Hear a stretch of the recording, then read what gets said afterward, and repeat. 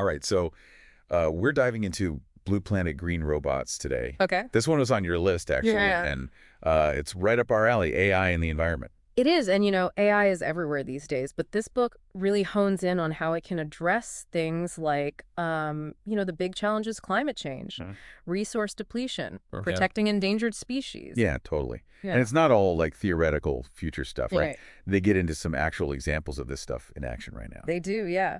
One of the things I thought was super interesting was they talk about how AI is being used to monitor deforestation in the Amazon rainforest. Oh, wow. Yeah, so they're using like these AI-powered drones with high-resolution cameras that can spot illegal logging in real time, which Sure. allows authorities to respond way faster than they could have before.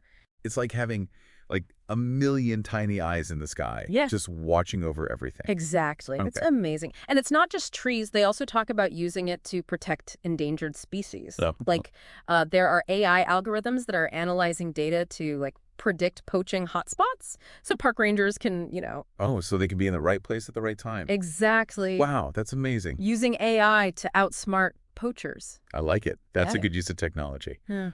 But the book doesn't just focus on forests and wildlife, though, right? Right. What about, like, making our cities more sustainable? Yeah, that's a big focus of the book is this idea of smart cities and how AI is like essential for that. Okay. Think about traffic lights that are adjusting in real time to optimize traffic flow and reduce emissions, or buildings that like automatically adjust their energy usage based on the weather or if anyone's even in there. I've heard about that, but this makes it really clear, like, how important AI is to actually making that stuff work. Yeah, It's like the brains behind all of it it is. to make it more efficient. And it's not just about making the existing stuff smarter. It's like rethinking how we use resources in the first place. Okay. Like the book talks about AI and the circular economy, Right. moving away from that like take, make, dispose model Right. to one where we're constantly reusing and recycling and minimizing waste. Closing the loop. Exactly. Right. Like imagine AI analyzing the flow of materials in a factory Yeah. to figure out how to recycle and reuse more and Oh. reduce waste. That's huge for, like, every business, right? Just shrinking your environmental footprint like that.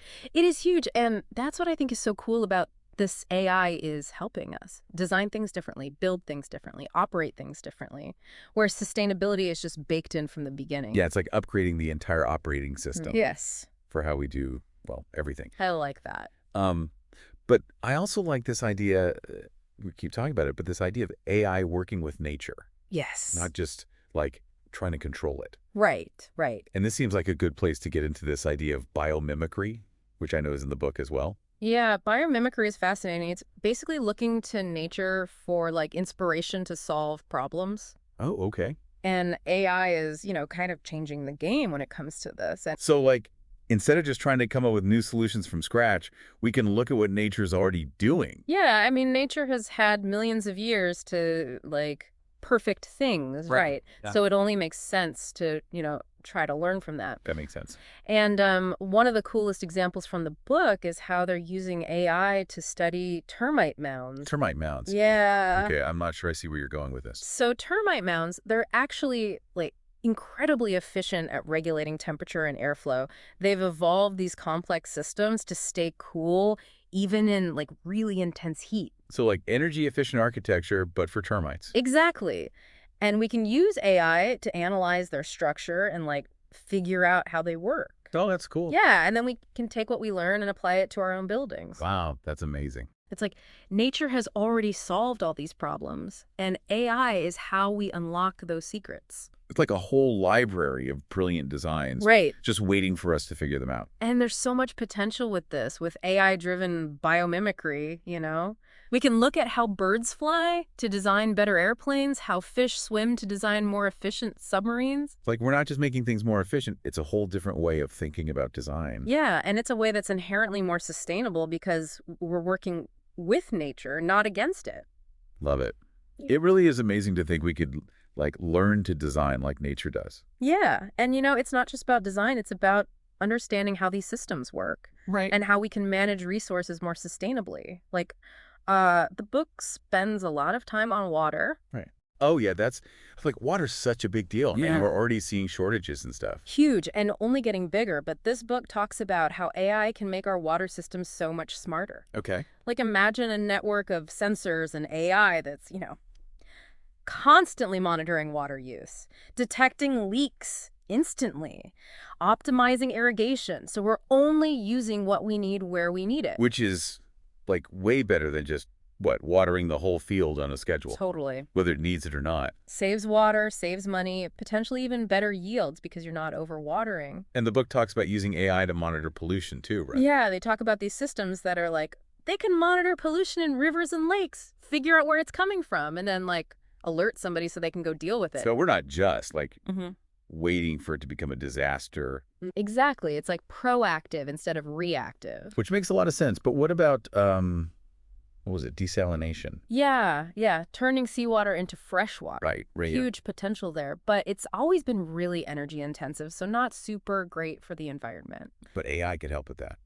Exactly. Right. And the book talks about how it's already being used to make those plants more efficient, less energy, less of an impact. It's really incredible to think, like, we could be using the ocean for water on a large scale. Yeah, and that's just one example. It feels like there's no end to what AI could do for the environment. It does, but we also have to make sure we're doing it right, you know? Absolutely. It's not just about what we can do, it's about what we should do.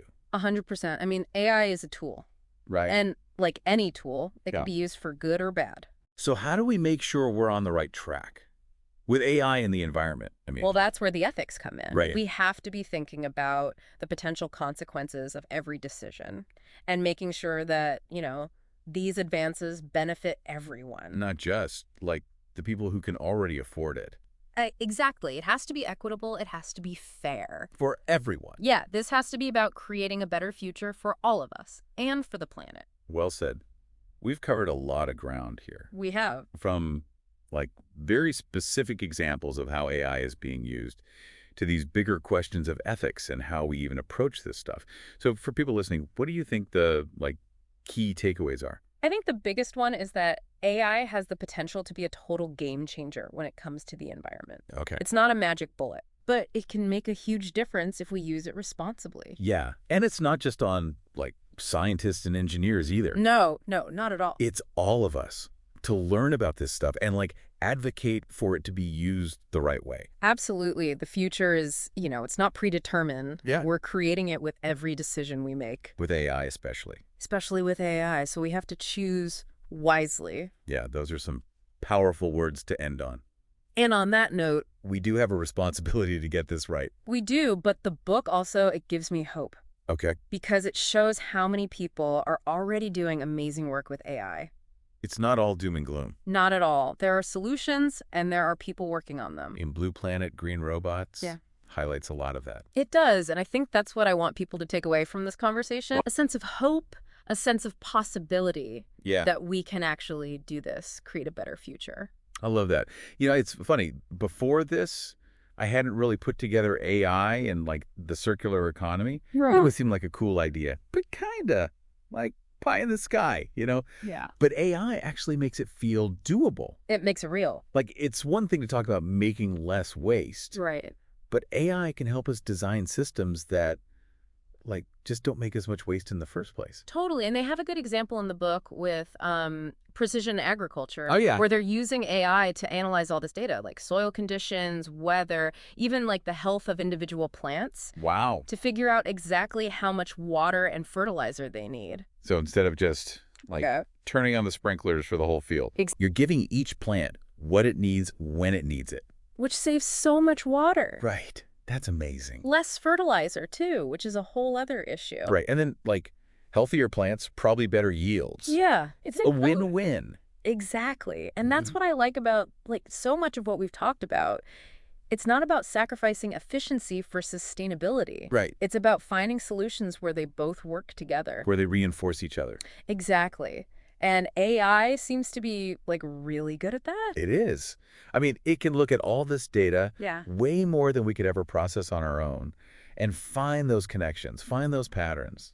It's like we're entering this whole new era of environmentalism That almost, feels like it, yeah. where technology is like on our side. It's a tool. Yeah, not something to be afraid of. Yeah. And like we've been saying, it's about how we use it. Right, right. And the book doesn't shy away from that either. No, not at all. Like there's a whole section on ethics. Yeah, we have to be thinking about this stuff. There were potential downsides. Bias in the algorithms, unintended consequences. And making sure it benefits everyone. Yes. Equity is huge. Can't just be for, like, the wealthy countries or whatever. Exactly. So as we kind of wrap this up, Yeah. what was, like, the biggest thing for you from this book? Honestly, I think it's the optimism. Yeah. Like, yeah, the environmental problems are huge, Right. but this book shows that there are solutions and there are people working on them, you know? It's inspiring. It is. It gives me hope. Yeah, it's not all doom and gloom. No, not at all. It's about, like, empowering people to take action, to make a difference. And AI can help us do that. Exactly. So for everyone listening, if you're interested in this stuff at all, check out Blue Planet Green Robots. It's a really fascinating look at this whole, like, intersection of AI and the environment. That's a good one. And that's it for this deep dive. Thanks for joining us.